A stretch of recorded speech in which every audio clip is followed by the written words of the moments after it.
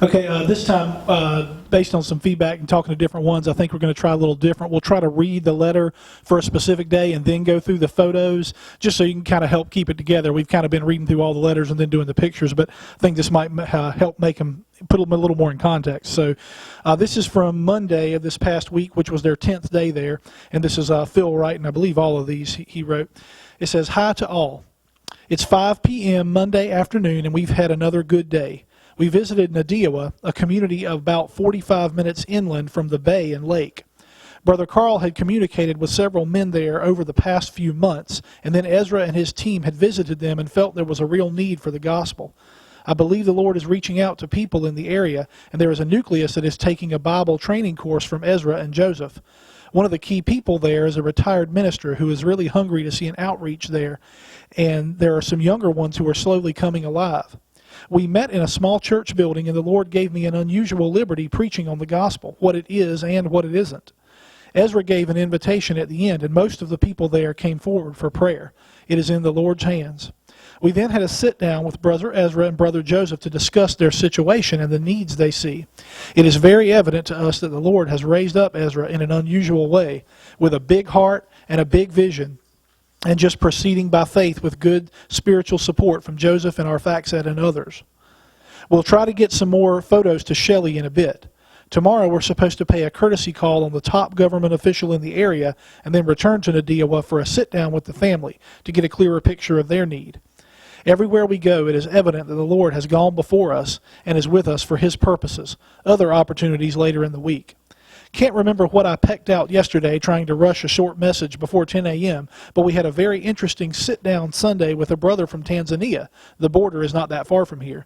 Both needs and opportunities everywhere. I know the Lord will lead us going forward. Love to all, Phil." So that was from day 10. So here's some pictures here. This first one says it's a gathering before that service they had there in Nadiawa. And this is a group photo after the service that they had there.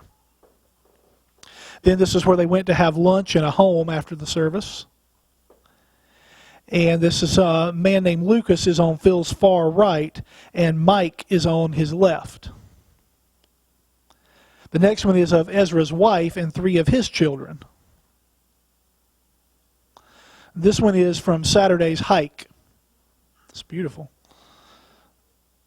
This is a photo, let's see. Did we skip the one on the... Oh, this is the hike in the bush, I think, there. Did we skip? Okay, go ahead.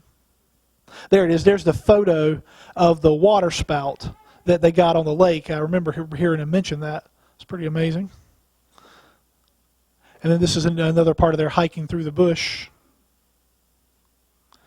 And this is a view near the pastor's mountain home there.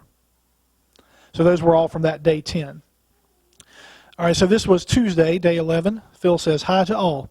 It's a nice, cool evening back at the guest house after a day that started innocently and wound up with a little adventure before it was over. First, we went to a government office here in Homa Bay to meet the national government official over the region.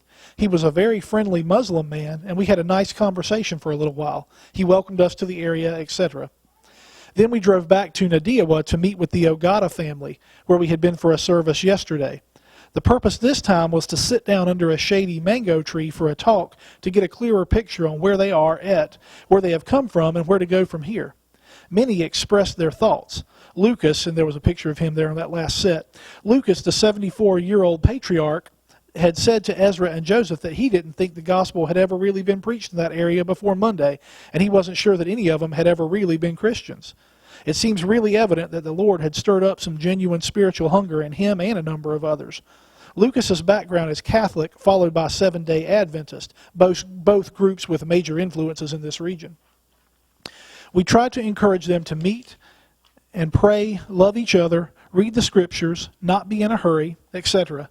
Ezra and Joseph are committed to mentoring them as they are able. We felt a little like Paul, leaving a group of young believers to look to the Lord as a body. Remember them. The adventure began when they wanted us to pray for a sick church member who turned out to be Lucas's nephew. 8 of us piled in the car and set out down the road. It was fine until we left the main road for a very challenging back dirt road.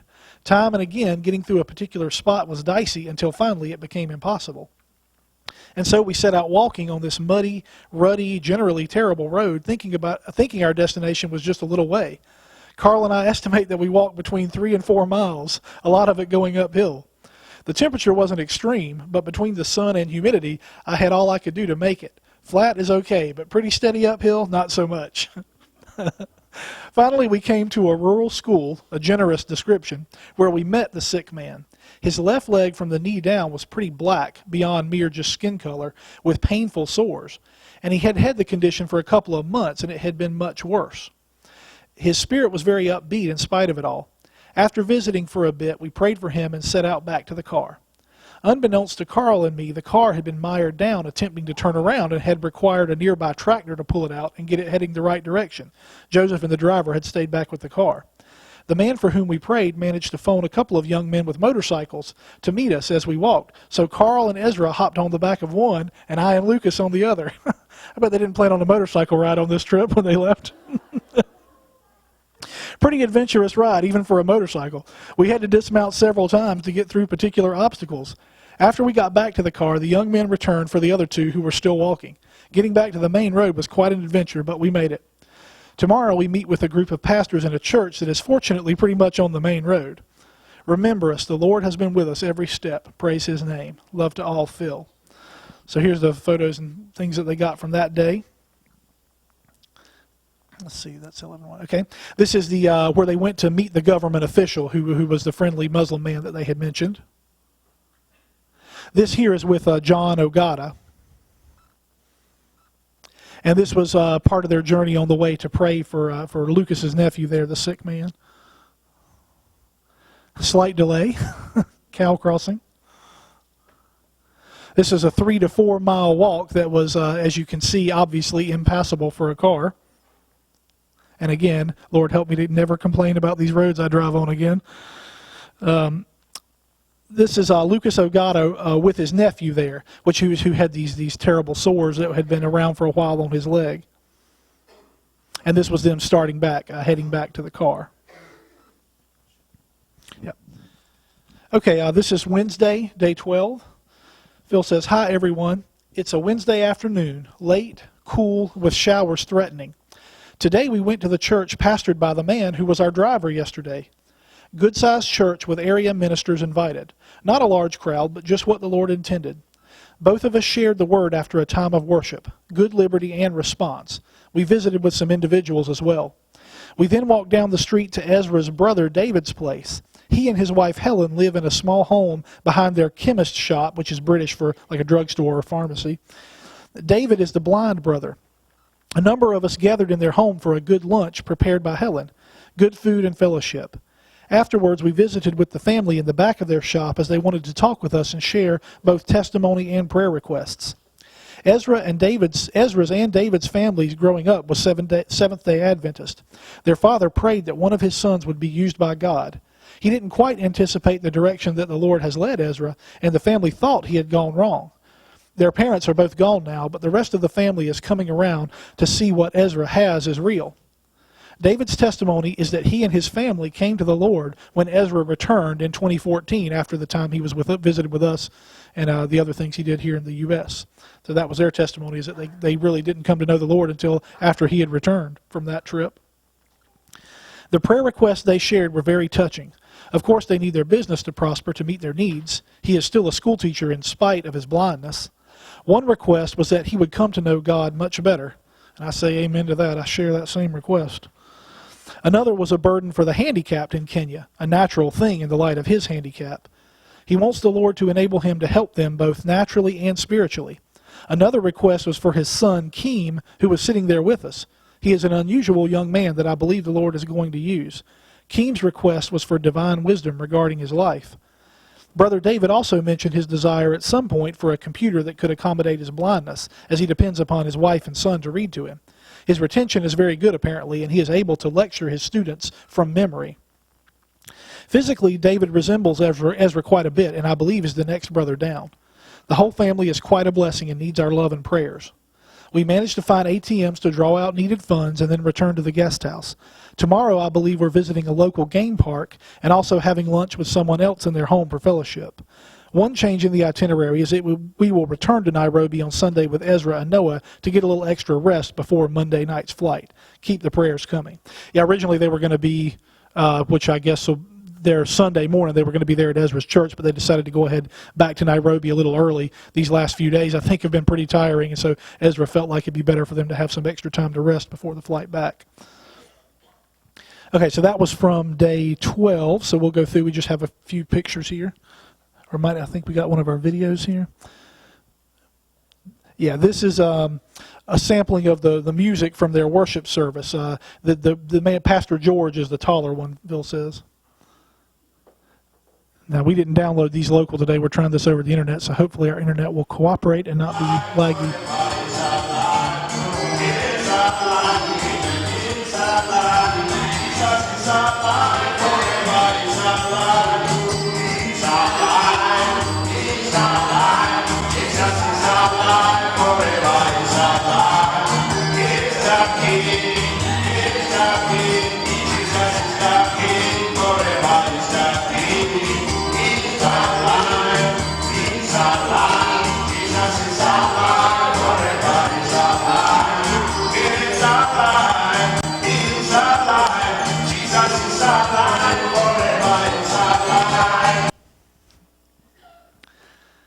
This next photo here is a lunch at David and Helen's.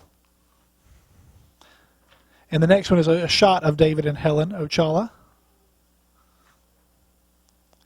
And then it says this is a rare secretary bird, apparently a rare sighting there, shot Monday that they had gotten with their camera, with a regular camera.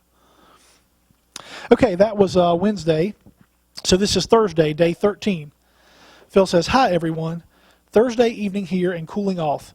Today we went to the Runa National Wildlife Refuge. Might not be the exact name, but close. We picked up a wildlife officer who turned out to be a totally delightful 50-something woman, self-described as a, quote, large African woman. She has a wonderful sense of humor, the kind of person you feel you have always known. Early as we entered the actual park, she pointed out a mountain that was partially tree-covered and partially bald, and she said she would name it Carl's Mountain." That's pretty good. After traveling through some dense, brushy woods, we finally got down to miles and miles of African grassland. The only major animals they don't have in Runa are the lions and elephants. It wasn't long before we started seeing giraffes, of which we saw a lot before we were done. We also saw a variety of antelopes and impalas, etc., in various groups. The impalas mostly travel in breeding groups with as many as 50 females with one male.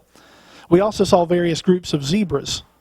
There was an airstrip in the middle of the preserve used to bring medical personnel in to tend to the rhinos. As we drove along the strip, we suddenly saw 2 large rhinos wallowing in a mud hole, trying to rid themselves of ticks. The variety we saw is the white rhino, actually native much farther south, but brought into Runa. They were quite dark, since the white part of the name is actually a corruption of the word wide and refers to the mouth shape. Their mouths are wide, suited to grazing, unlike that of the black rhino, which we didn't see, and their mouths are more pointed and suited for brushes and small trees. We started back, all bumpy back roads, though not as bad as those on Tuesday, and visited with Ezra's sister and brother-in-law for lunch. We enjoyed a nice lunch on an outdoor table. We then took a quick tour of the man's homestead farm. It is quite an operation in organic farming, involving many types of crops, including vegetables and fruits. He showed us some very complicated plant combinations they were using to fend off pest plants and to allow certain crops to grow, all without chemicals. Pretty neat. The man also owns a private primary school that employs 12 teachers and has over 200 students. We walked over to the school and spoke briefly to the students to encourage them and point them towards the Lord, and then prayed for their needs and those of the institution itself.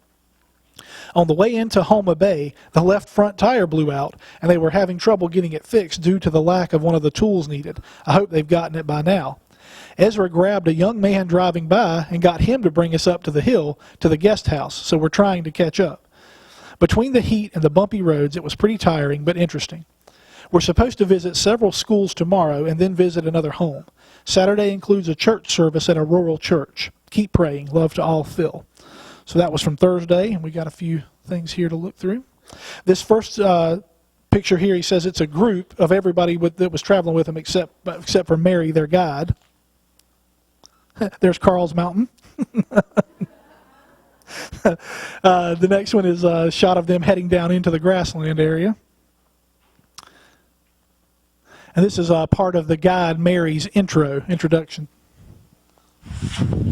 Picture of a roan. You don't have.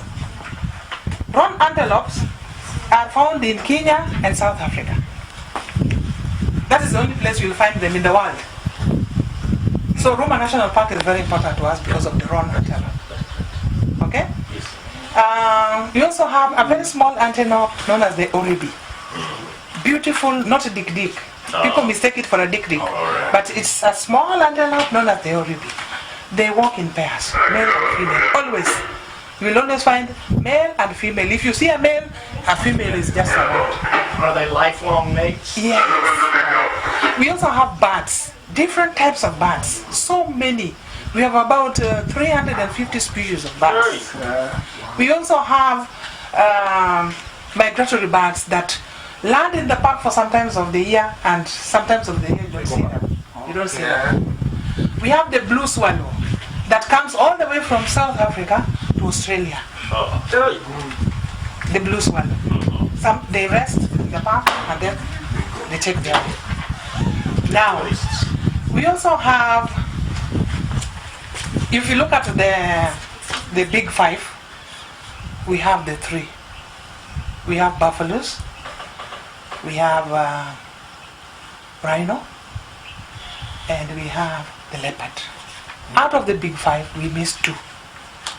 Which ones are these? Elephant and lion. A lion. Thank you. Very good student.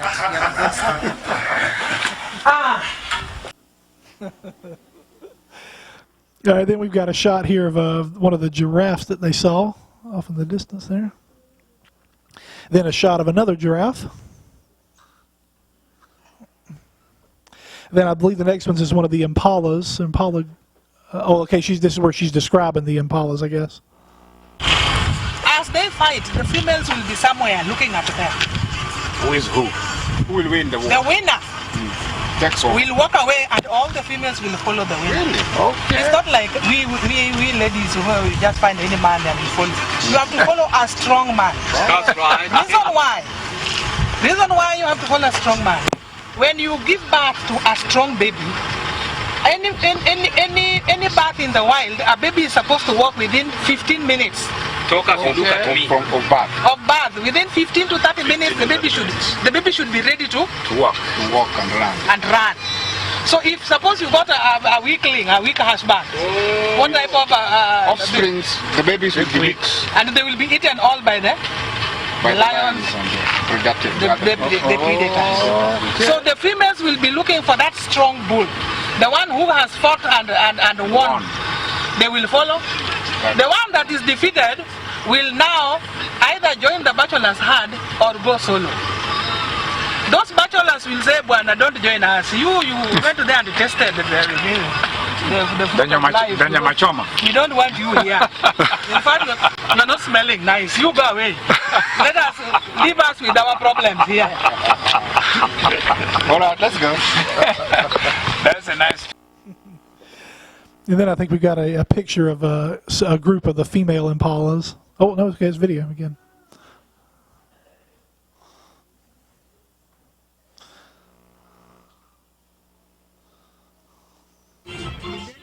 Their husband. Are they widows? There we do. No husband, yeah. Maybe they lost their husband. But these are still young ones. No. These are mature ladies. Oh. But the male should be around. Okay. They cannot move like this without a male. So somehow the male was eaten by somebody, by something. I don't know. Let's just go. Well, ladies, where's the man?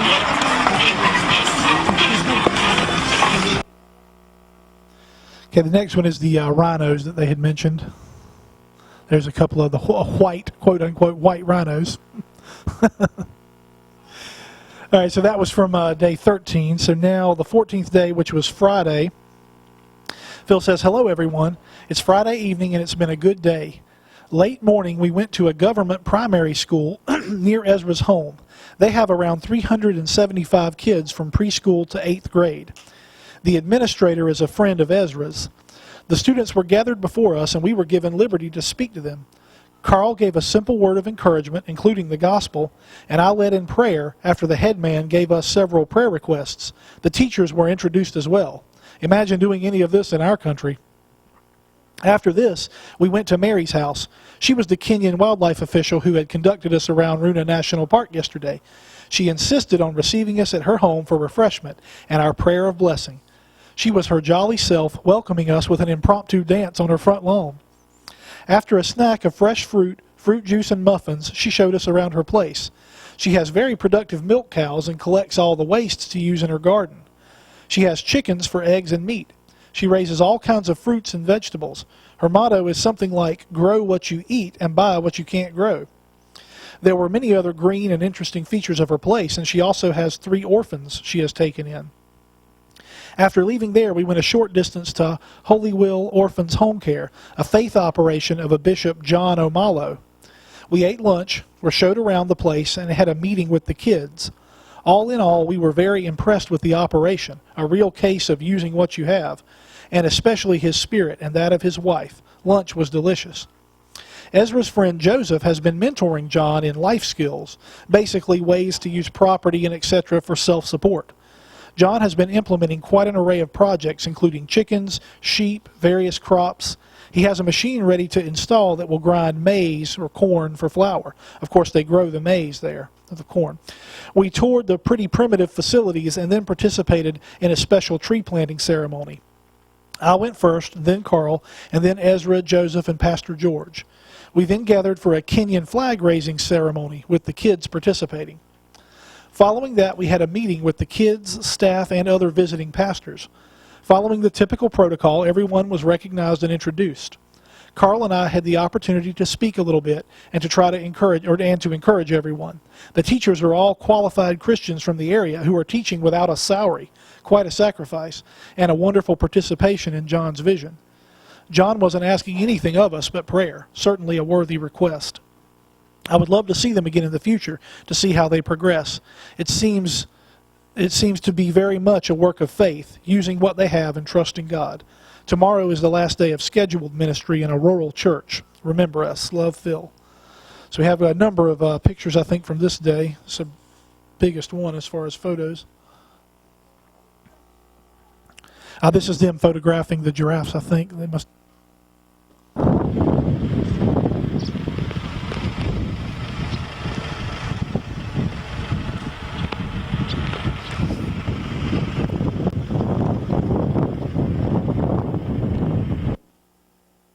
The other one is the zebras. They must have taken them to the next day to get some of these uploaded from the wildlife refuge. And then there's some of the gazelles, I think. And this is another variety of antelope that they saw there. And another one there. I think this next picture is Ezra and Arphaxad. Yeah. And then here's them with some of the staff from the park. The next one is some of the school kids. And then has them meeting with some of the school kids there where they were sitting and able to talk to them. And then several from that meeting there, that was Ezra speaking to the kids. And this says a few of the students were able to share the gospel and pray for everyone there. A few of the students that were there, they were able to share the gospel and pray with them. And then this is them playing, I guess, their recess time, maybe.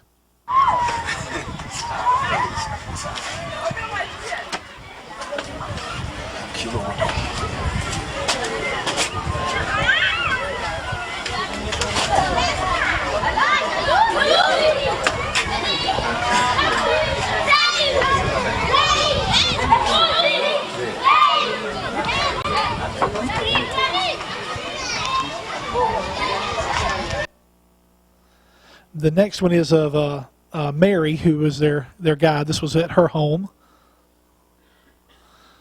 And the next one is the beginning of their visit to the Holy Will Orphans home care. The kids were getting lunch here at this point in this photo. And then a beautiful tree that he got a shot of. And this is where they were having lunch there. The water tanks they use. That was leaving where they were building a new pen for sheep. This is one of the lower grade classrooms here. And this is one of the classrooms for some of the older students. And this was that tree planting ceremony they talked about with Phil planting one. And then Dad as well. And then Ezra. And this was next one was from that Kenyan flag raising ceremony.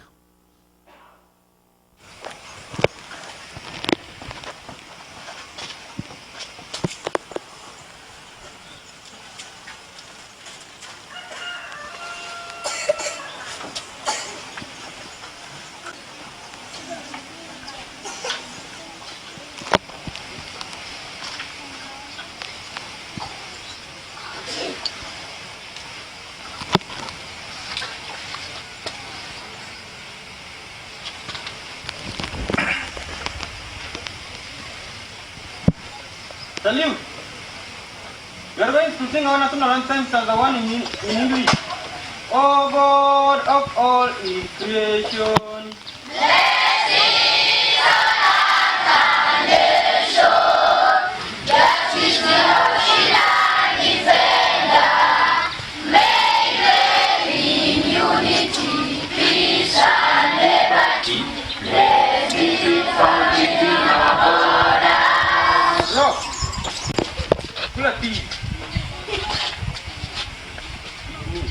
Bravo, bravo, oh bravo.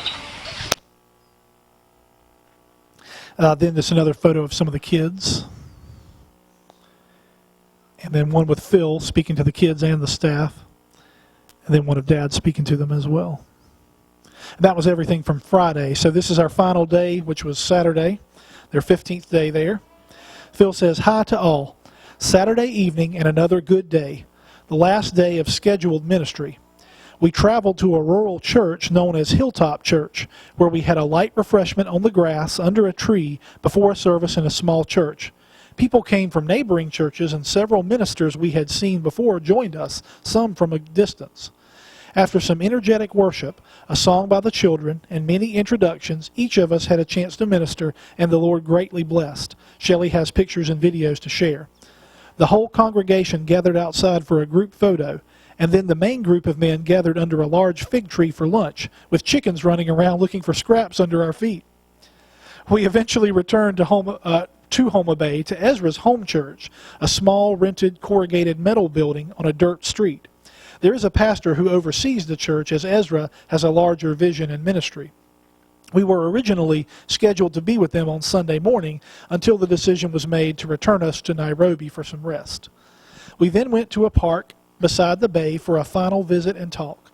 For close to a half an hour, Carl and I listened to each of the three, Ezra, Joseph, and Arphaxad, expressing their appreciation for the visit, noting many results, and sharing the vision the Lord has given the three of them.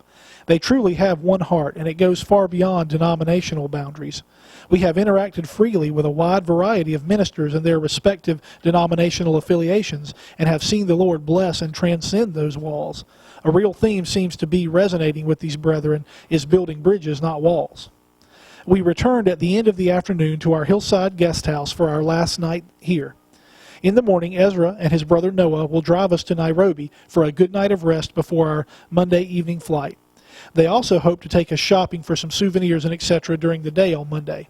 Of course, we will reconnect with Brother David Angango and hope to see his office before we leave. Formal ministry may be over, but the trip is not. Appreciate the prayers. God has been in this in an unusual way. Phil." So we've got a few things from this last day here to show.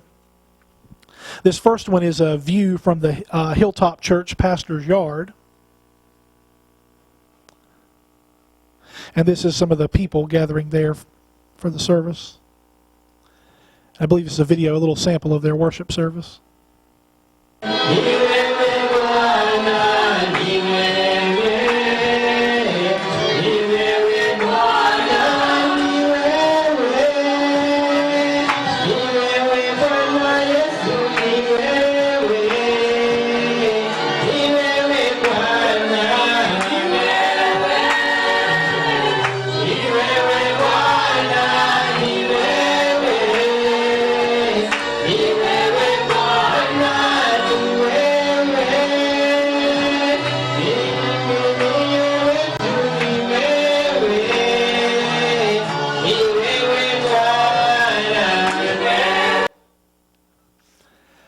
And then this is one from the children singing.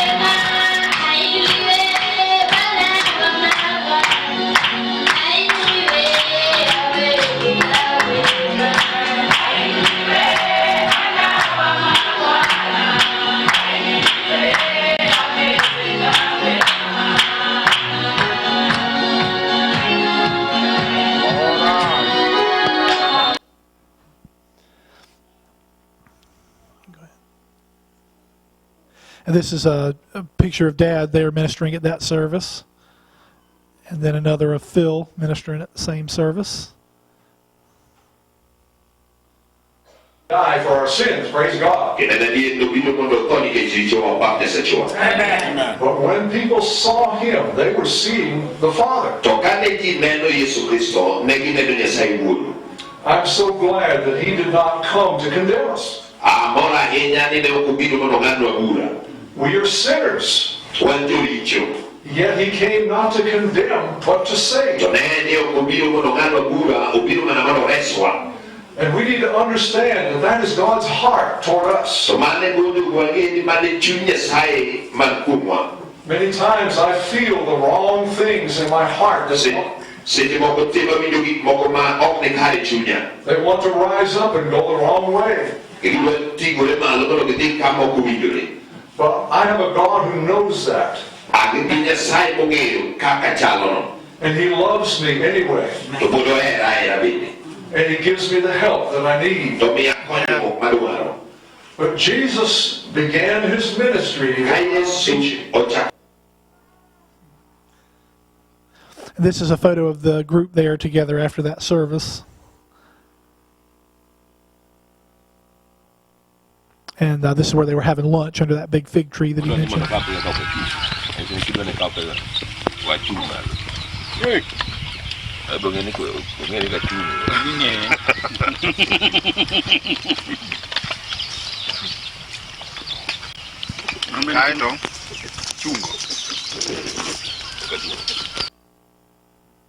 And this last one here is outside of Ezra's small home church there in Homa Bay, that small building he mentioned earlier. And that's everything we have. They should be in their evening now, and their Sunday evening in Nairobi. Hopefully they've had a chance today to meet with David Ngango back in his office. They did want to get a chance to see that. And they'll be rested tonight, and then through most of the day. Their flight will leave out Monday evening, so it's a little over 24 hours before they head out. So let's just continue to remember them. I'm thankful for these testimonies, for these opportunities to share this and see what they're seeing and get at least a small taste of it. I believe it's helped it, keep it in the forefront of our minds, and just to give us, God help us to have a vision to pray for these brothers and sisters. I mean, they're every bit as much our family as the people we're looking at here this morning.